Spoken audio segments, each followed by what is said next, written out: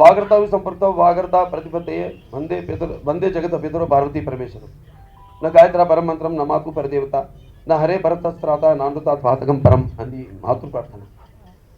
మా అమ్మగారు బసవ రామతారకం, అందరు బసవ తారకం అంటారు ఆవిడ.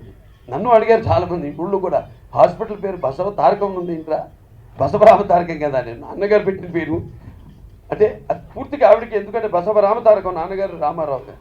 ఆ రామ అన్నది ఆవిడకే అంకితం ఆవిడ పేరు నా పేరు ఉండకూడదని ఆయన బసవ తారకం పెట్టడం అని నేను అనుకుంటాను. ఎందుకంటే ఏది చేసినా ఆయన దాంట్లో ఎంతో అర్థం పరమార్థం ఉంటుంది నాన్నగారు చేసిన దాంట్లో. అలాగే నేను కూడా నా అబ్బాయి మోక్షజ్ఞకి నాన్నగారు మోక్షజ్ఞ అని పెట్టారు పేరు. తారక రామ తేజ, తారక రామ అని పెట్టింది నేను దానికి. అంటే ఎందుకో ఇది కాకతాళీయమో యాదృచ్ఛికమో ఈ వరవడి ఎప్పటి నుంచో మొదలైంది. అలా ఇవాళ ఈ సినిమా చేయడం కూడా, ఎందుకంటే నేను నా 100వ సినిమా అయింది. 100వ సినిమా అంటే నాన్నగారు అప్పటి మరి నా చదువు, నేను చిన్నప్పటి నుంచే ఆయన సినిమాలు చూస్తూనే పెరిగాను. ఆయనే నాకు గురువు, దైవం అంతా ఆయనే, తండ్రి. అటువంటిది నాకు సినిమాల్లోకి రావాలని చిన్నప్పటి నుంచి ఉండేది.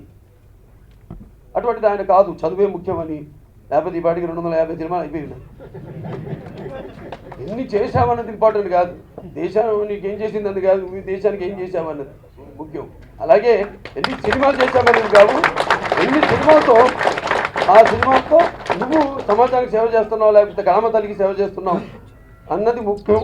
దాంతోపాటు ఎంతమంది అభిమానులు అంటే నాన్నగారు మొదట్లో ఎన్నో సాహసాలు చేసి ఆయన ఎటువంటి పాత్రలు చేసినా కూడా ఆయనే ఒక ట్రెండ్ సృష్టించేవారు. ప్రజల మీద నమ్మకంతో కొత్తదనాన్ని ఇవ్వాలని ఒక ఉద్దేశంతో తర్వాత రాజకీయాల్లోకి వచ్చాక కూడా అదే చేశారు. అలాగే వాటిని ప్రేక్షకులు అభిమానిస్తూనే ఉన్నారు. ఇవాళ నేను ఇన్ని సాంఘిక పౌరాణిక లేకపోతే జానపద సినిమాలు, ఫ్యాంటసీ సినిమాలు ఇవన్నీ చేయగలుగుతున్నానంటే కేవలం నా ప్రేక్షక దేవుళ్ళ మీద నాకున్న నమ్మకం, అలాగే నా అభిమానులు, నా కష్టాల్లో కూడా నాకు తోడుతున్న నా అభిమానులు. నేను చెప్పాను దాకా ఎటువంటి ప్రలోభాలకి లేకపోతే ఎటువంటి డబ్బుకు కానీ అమ్ముడుపోని వాళ్ళు.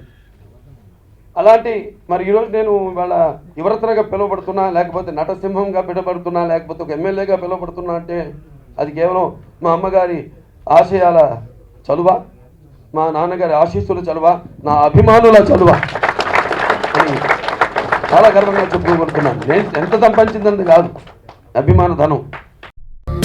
ఇలాంటి మరిన్ని తెలుగు టాపిక్స్ గురించి తెలుసుకోవాలంటే మా తెలుగు ట్రెండ్స్ ఛానల్ కి సబ్స్క్రైబ్ చేయండి.